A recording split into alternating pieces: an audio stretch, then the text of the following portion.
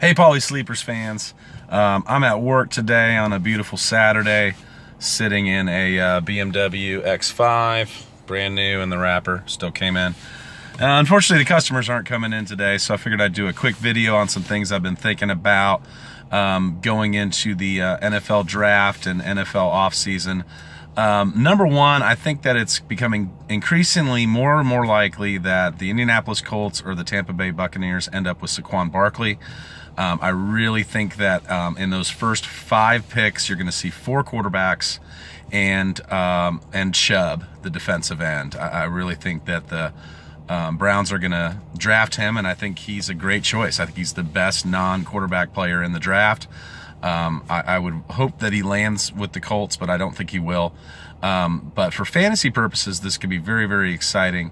You know, since Carlos Hyde is in Cleveland, a really good landing spot for him fantasy-wise would be a team like the Colts or the Bucs that move the ball and throw the ball to their running backs. So also, I think it's becoming more and more apparent to me that Josh Rosen is the best quarterback in this draft. And the team that gets him is going to flourish. I think this guy can really, really dissect defenses. He's got ability. He's got the arm strength. He can make the throws. I still think that Lamar Jackson could be the most fantasy relevant quarterback in this year's draft, depending on where he goes. But, pound for pound, I think Rosen is the best quarterback. So we'll see if there's adjustments made there. Cleveland, there was talks about Cleveland taking him number 1 overall. And there's been word out of his camp that he doesn't want to go to Cleveland. So I don't know if they're going to draft him and draft a player that doesn't want to play for them. The other thing that I've been looking at is a couple of wide receivers. I really think that Calvin Ridley is moving down the draft board for me anyway, and DJ Moore is moving up. Calvin Ridley, like I said, is undersized. 185, 190 pounds. I don't think that's going to cut it with his 6'1 frame. He needs to grow into that frame and get to at least 205, maybe 210. Also, he didn't really wow anybody at the combine other than his 40 speed.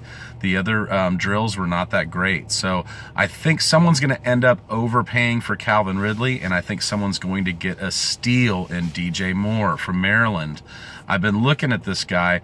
He might be the best running a wide receiver to ever come out of Maryland, and that's Stephon Diggs, Jordan Matthews. There have been some great players that have come out of that school, but DJ Moore checks all the boxes. He's also played on both sides and in the slot, which is going to be a huge advantage for teams to have a wide receiver that can move around right out of the gate. So we really want to pay attention to where he's going. The last thing I wanted to end on today was what I'm hearing, what's coming out of the Houston Texans camp. So an NFL insider at NFL.com is reporting private conversations with Bill O'Brien that they are installing a brand new offense this year for Deshaun Watson and the Houston Texans.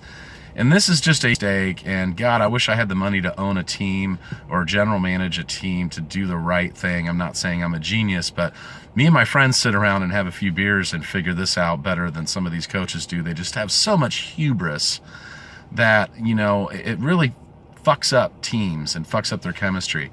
So this is kind of what happened to Colin Kaepernick, what happened to Robert Griffin III, what happens to some of these quarterbacks. They install a really easy collegiate scheme that fits for what the quarterback has been doing in college. They do really well, they light it up, and then they decide, okay, well, now we're going to turn him into a real quarterback and we're going to change our scheme. It's a huge mistake. I'm not saying that Deshaun Watson isn't going to be good this year.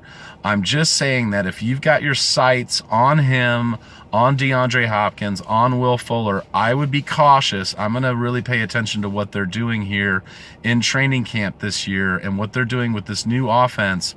If it ain't broke, don't fix it. I mean, this guy was throwing for 4 or 5 touchdowns a game, running the ball with abandon. I mean, I just don't see why. It really pisses me off. I'm not a Houston Texans fan. I'm just a fan of football, and I'm a fan of fantasy, and I think this could really sink the ship. So that's all I got today, just a couple quick hits, and we will talk to you soon. We still have to do the AFC preview that I'm going to get out before the draft. We have 20 days until the draft. So Paulies Sleepers fans, unite. Please like, share, and subscribe. We need to get some more subscribers. I'd really like to get to 100 here before the draft. So help me out with that, all right? Bye.